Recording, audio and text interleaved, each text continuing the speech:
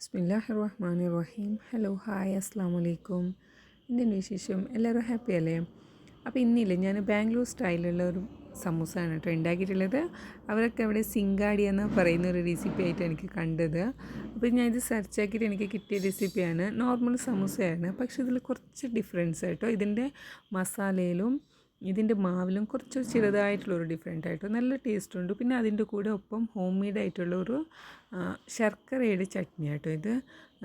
ഗുഡ്ക ചട്നി എന്ന് ഇതിന് പറയുന്നത്.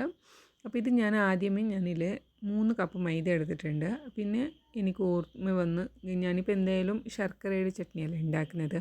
അപ്പോൾ അതിനായിട്ട് ഇത് ഞാൻ ഒരു ശർക്കര പീസായിട്ട് ശർക്കര വരുന്നില്ലേ, ആ ശർക്കര എടുത്തിട്ട് ഇങ്ങനെ ഗ്രേറ്റ് ആക്കിയിട്ടില്ലേ, അതിലേക്ക് 1 കപ്പോളം വെള്ളം ഒഴിച്ചിട്ട് ഒരു ചൂട് വെള്ളം ഒഴിച്ചിട്ട് ഞാൻ സൈഡിൽ വെച്ച് കൊടുത്തിട്ടുണ്ട്. കാരണം മെൽട്ടായിട്ട് നമുക്ക് പെട്ടെന്ന് ഉരുകി കിട്ടാൻ വേണ്ടിയിട്ടാണ്. പിന്നെ ഇതിലില്ലേ ഡിഫറെൻറ്റ് എന്ന് പറഞ്ഞില്ലേ, ഞാൻ ബ്ലാക്ക് സോൾട്ട് ഇടുന്നതാട്ടോ. ബ്ലാക്ക് സോൾട്ടും മറ്റ് നമ്മുടെ നോർമൽ സോൾട്ടും അത് രണ്ടും മിക്സ് ആക്കിയിട്ടാണ് ഇടുന്നത്. പിന്നെ ഇതിലേക്ക് കരിഞ്ചീരക ഇടുന്നത്. അത് ഇട്ടിട്ട് 1 സ്പൂൺ നമുക്ക് നെയ്യ് ഇട്ട് കൊടുത്തിട്ടില്ലേ, നല്ലോണം ഇങ്ങനെ മിക്സ് ആക്കുക. ആദ്യം ഇങ്ങനെ പിടി ഉണ്ടാക്കുമ്പോൾ നല്ല ഒരു ബോൾസായിട്ട് അത് വരണം കയ്യിൽ. അതിന് വേണ്ടിയിട്ട് നല്ലൊരു ക്രിസ്പി ടെക്സ്ചറും കൂടി കിട്ടുന്നത്. ഓയിലല്ല, നെയ്യ് തന്നെ ഇട്ട് കൊടുക്കണം കേട്ടോ. എന്നിട്ട് നോർമലായിട്ട് കുറച്ച് വെള്ളം ഒഴിച്ച് കൊടുത്തിട്ട് നല്ല ടൈറ്റായിട്ടുള്ള മാവ് തന്നെ റെഡിയാക്കിയിട്ടില്ലേ, കുറച്ച് നേരം നമുക്ക് മാറ്റി വെക്കാം. കുറച്ച് നേരം എന്ന് പറഞ്ഞത് നമ്മുടെ ബാക്കി പണികളൊക്കെ ചെയ്ത് തീർക്കുന്ന ആ സമയം കൊണ്ട്. ഇനിയിപ്പോൾ ഇത് ഞാനത് സൈഡിൽ വെച്ചിട്ടില്ലേ, ഇതിലേക്ക് ഇപ്പോൾ ഞാൻ ശർക്കര അരിപ്പയിലൊന്ന് അരച്ചിട്ട് ഒന്ന് സെപ്പറേറ്റ് ആക്കിയതാണ്. എന്നിട്ട് അതിലേക്കല്ലേ ആംചൂർ പൗഡർ, ചാട്ട് മസാല, ഇത് ഏത് നിങ്ങളുടെ കയ്യിലുണ്ടെങ്കിൽ ഏതെങ്കിലും ഒരു 1/2 ടീസ്പൂൺ ഇട്ട് കൊടുത്താൽ മതി. എന്നിട്ട് ഇതിലേക്ക് റെഡ് കളറ് കാശ്മീരി ചില്ലി പൊടി ഇട്ട് കൊടുക്കുന്നുണ്ട്. പിന്നെ ഇതിലേക്കും കൂടിയില്ലേ നമുക്ക് ബ്ലാക്ക് സോൾട്ട് ഇട്ട് കൊടുക്കണം. എന്നിട്ട് നോർമൽ സോൾട്ട്, ഇങ്ങനെ ആവശ്യത്തിനുള്ള ഉപ്പാക്കിയിട്ട് അതൊന്ന് മാറ്റി കൊടുക്കണം. 2 ഇടുമ്പോൾ കൂടി പോകരുത്, അതൊന്നും ശ്രദ്ധിച്ചാൽ മതി. എന്നിട്ട് അതിനെ നല്ലോണം ഒന്നും തിളപ്പിച്ചെടുക്കുക. അതവിടെ തിളക്കുന്ന സമയത്തിൽ നമുക്കൊരു 1 ടേബിൾ സ്പൂണോളം കോൺഫ്ലവർ എടുത്തിട്ട് അതിലേക്ക് കുറച്ച് വെള്ളം ഒഴിച്ച് കൊടുത്തിട്ട് അതൊന്ന് തിക്കാക്കാൻ വേണ്ടിയിട്ടാണ് ഇതൊന്ന് റെഡിയാക്കുന്നത്. അപ്പോൾ ഇതിൻ്റെ എല്ലാം ഒന്ന് ക്ലീൻ ആക്കിയിട്ട് എടുക്കാം. എന്നിട്ട് ഇതിവിടെ ഉരുകി വന്നിട്ടുണ്ട്. ഇതിപ്പോൾ ശർക്കര ആയതുകൊണ്ട് തന്നെ നല്ല തിക്കായിട്ടുണ്ട്. ഇനി കോൺഫ്ലവർ ഒഴിച്ച് കൊടുത്തിട്ട് ആവശ്യത്തിനുള്ള വെള്ളം കൂടി ഒഴിച്ച് കൊടുക്കുക. അപ്പോൾ ഇതിൽ റെഡിന്ന് മാറിയിട്ട് നമുക്ക് ഒരു ഓറഞ്ച് റെഡായിട്ട് കിട്ടും കേട്ടോ. നല്ല ചമ്മന്തി ഇത്, നല്ല രസമുണ്ട് കേട്ടോ. കെച്ചപ്പിനേക്കാളും നല്ലൊരു ടേസ്റ്റുള്ള ഒരു ചട്നി തന്നെയാണ്. ഒന്ന് ഉണ്ടാക്കി നോക്കേണ്ടതാണ്. എന്നിട്ട് ഇത് തിളച്ചതിന് ശേഷം തീ ഓഫാക്കുന്നതിന് മുമ്പ് കരിഞ്ചീരക ഒരു 1/2 ടീസ്പൂൺ ഇട്ട് കൊടുക്കുക.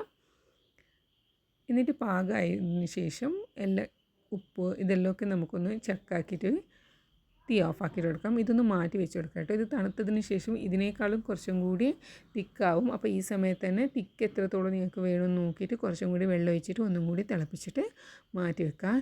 ഇനിയിപ്പോൾ ഇതിൻ്റെ മസാല ഇല്ല, അതെന്ന് പറയുന്നത് 1 ടേബിൾ സ്പൂണ് നമ്മുടെ കുക്കിംഗ് ഓയിൽ ഏതായാലും ഒഴിച്ച് കൊടുക്കുക. എന്നിട്ട് ഇത് 1/2 ടീസ്പൂൺ ജീരക, 1/2 ടീസ്പൂണ് മെത്തി, നമ്മുടെ മെന്തി എന്ന് പറയുന്നില്ല അത്. പിന്നെ ഇല്ലേ കുത്തിയിട്ട് ഇട്ട് കൊടുക്കുന്ന നമ്മുടെ കുത്തിപ്പൊടിയാക്കി ഇട്ട് കൊടുക്കുന്നില്ലേ, മല്ലിയും കൂടി ഇട്ട് കൊടുക്കുന്നുണ്ട്. എന്നിട്ട് കുറച്ച് മാത്രമായിട്ട് നിങ്ങൾക്ക് എത്ര ആവശ്യമുണ്ടോ അത്ര മാത്രം ബട്ടാണി ഇട്ട് കൊടുക്കുക. എന്നിട്ട് വെള്ളം ഒഴിച്ച് കൊടുക്കുക. കാരണം ബട്ടാണി ഫ്രോസൺ മാത്രമാണ്, കുക്കാക്കിയതല്ല. പിന്നെ എരിവിന് ആവശ്യത്തിനുള്ള മുളക് പൊടി, ഇത് red chilli powder, garam masala, ഇത് 2 മസാലപ്പൊടികൾ മാത്രം ഇട്ട് കൊടുക്കുന്നതാണ്. പിന്നെ ഇതിലേക്കും കൂടി ബ്ലാക്ക് സോൾട്ടും നോർമൽ സോൾട്ട് ഇട്ട് കൊടുക്കുന്നുണ്ട്. ചെറിയൊരു കഷ്ണം മാത്രം ഹിങ് ആഡ് ആക്കുന്നുണ്ട്. കാരണം ഗ്യാസ്ട്രിക് അങ്ങനത്തെ ഒന്നും പ്രോബ്ലം ഉണ്ടാവാതിരിക്കാൻ വേണ്ടിയിട്ടാണ്. പിന്നെ നിങ്ങൾക്ക് ഈ സമയത്തിൽ വേണമെന്നുണ്ടെങ്കിൽ വെളുത്തുള്ളിയും പച്ചമുളകിൻ്റെ പേസ്റ്റ് ഇട്ട് കൊടുക്കാം. എന്നിട്ട് അതൊന്ന് ഞാൻ ജസ്റ്റ് ഒന്ന് കുക്കാവുന്ന ആ സമയത്തിൽ ഇത് ഉരുളക്കിഴങ്ങ് ഞാൻ വേവിച്ചിട്ട് വെച്ചത്, അതിൻ്റെ തൊലി കളഞ്ഞിട്ട് സൈഡിൽ വെച്ചിട്ട് മല്ലിച്ചപ്പും കൂടി കട്ടാക്കി വെച്ച് കൊടുക്കുന്നുണ്ട്. ഇനിയിപ്പോൾ ഇത് ഉരുളക്കിഴങ്ങ് ഇതിലേക്ക് ഇട്ട് കൊടുത്തിട്ടില്ല, ഇതൊന്ന് മാഷാക്കുക. ഒരുപാട് അങ്ങോട്ട് മാഷാക്കി കൊടുക്കണ്ട. ചെറിയ പീസ് നമ്മുടെ സമൂസയിലൊക്കെ ഉണ്ടാവുന്നുണ്ടല്ലേ, അങ്ങനെ ഒന്ന് ആക്കിയിട്ട് എടുത്താൽ മതി. ഒരുപാട് അങ്ങോട്ട് മാഷാക്കണ്ട. ഞാൻ ജസ്റ്റ് ഒന്ന് മാഷാക്കിയിട്ട് പിന്നെ തവി കൊണ്ട് ഇതൊന്ന് മിക്സാക്കാനാണ് പോകുന്നത്. ഈ സമയത്ത് നല്ലോണം തീ ലോയിൽ വെച്ച് കൊടുക്കാം. എന്നിട്ടില്ലേ പെട്ടെന്ന് തീ ഓഫാക്കണ്ട, 2 മിനിറ്റോളം ഇല്ലേ നല്ലോണം ഇങ്ങനെ മിക്സ് ആക്കണം കേട്ടോ. ഇതേ ചൂടോട് കൂടി തന്നെ. എന്തായാലും നല്ല ടേസ്റ്റ് ഉള്ളതാണ്, പക്ഷേ ഇല്ലേ അത് നമുക്കതിൻ്റെ ഒരു കറക്റ്റ് ടെക്സ്ചർ ഒന്ന് കിട്ടണമെന്നുണ്ടെങ്കിലേ തീ ഓണിൽ ഇരിക്കുമ്പോൾ തന്നെ ഇത് നല്ലോണം ഒന്ന് മിക്സ് ആക്കണം കേട്ടോ. ഒരു 2-3 മിനിറ്റ് ഇങ്ങനെ മിക്സ് ആക്കണം. എന്നാൽ ആ ഒരു കറക്റ്റ് ടെക്സ്ചർ നമുക്ക് ഹോട്ടലിലെല്ലാം പോയിട്ട് നമുക്ക് കഴിക്കുമ്പോൾ കിട്ടുന്ന ആ സമൂസയുടെ ടെക്സ്ചർ കിട്ടുന്നത്. ഇനിയിപ്പോൾ അതും കൂടി ഞാൻ മാറ്റി വെച്ചിട്ടുണ്ട്. അതൊന്ന് തണുക്കുന്ന ആ സമയത്തിൽ ഇതിനെ മാവിന് നല്ലോണം ബൗൾസാക്കി എടുത്തിട്ട് പരത്തിയിട്ട് കട്ടാക്കിയിട്ട് ഇതെല്ലാം ഒന്ന് റെഡിയാക്കിയിട്ട് വെക്കുന്നുണ്ട്. അപ്പം ഞാൻ ഒരു ബൗൾസ് എടുത്തിട്ടില്ല, 2 എണ്ണം ഒരു ബൗൾസിൽ ഞാൻ സമൂസ ഉണ്ടാക്കുന്നത്. അപ്പം ഞാൻ നീളത്തിൽ പരത്തിയിട്ട് നടുക്കൊന്ന് കട്ടാക്കി എടുത്തിട്ടാണ് ഞാനിത് സമൂസ ഉണ്ടാക്കുന്നത്. സിറ്റിംഗ് പൊസിഷനിലായിട്ടിരിക്കുന്ന ആ സമൂസയിലെ അതാണ് ഞാൻ ഉണ്ടാക്കുന്നത്. അപ്പോൾ ഞാനിത് ഒരു പീസ് എടുത്തിട്ടുണ്ട്. ഇതിനെ ചുറ്റും ഇങ്ങനെ ഞാൻ വെള്ളം തട്ടി കൊടുത്തിട്ടില്ലേ, ഒരു അറ്റത്തുനിന്ന് മാത്രം ഇങ്ങനെ എടുത്തിട്ട് ഇതിൻ്റെ ഉള്ളിൽ ഫില്ലാക്കി കൊടുക്കുക. എന്നിട്ട് ഒരു സൈഡിൽ നിന്ന് വലിച്ചെടുത്തിട്ട് ഒരു സൈഡ് ഇങ്ങനെ ഒട്ടിച്ച് കൊടുത്തിട്ട് മറ്റേ സൈഡിൽ നിന്ന് ഒരു സ്കിപ്പിങ്ങിന് ആക്കിയിട്ടാണ് ഞാൻ ഇത് ഇരിക്കുന്ന പോസ്റ്റിലാക്കി വെച്ചിട്ടുള്ളത്. അങ്ങനെ ഇത് ഞാൻ എല്ലാം റെഡിയാക്കിയിട്ട് കൊടുക്കുന്നുണ്ട് ഇവിടെ. ഇനിയിപ്പോൾ ഇത് ഓയിൽ മീഡിയം ചൂടായിട്ടുണ്ട്. തീ നല്ലോണം കുറച്ച് വെച്ചിട്ടാണ് എപ്പോഴും സമൂസ ചുട്ടെടുക്കേണ്ടത് കേട്ടോ. എന്നാലേ ആ ഒരു ക്രിസ്പിനെസ് കിട്ടും. എന്നിട്ടിത് ഒരു മഞ്ഞ കളർ ആകുമ്പോഴത്തേക്ക് തന്നെ ഇനി കോരി മാറ്റുക. തിരിച്ചു മറിച്ചിട്ടിട്ട് 2-3 തവണ തിരിച്ചു മറിച്ചിട്ടിട്ട് ഒന്ന് ഫ്രൈ ആക്കിയിട്ട് എടുക്കുന്നത്.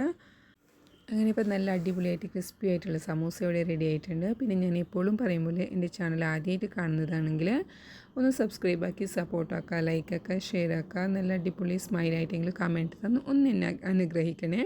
അപ്പോൾ നമുക്ക് നെക്സ്റ്റ് കാണാം. ബൈ.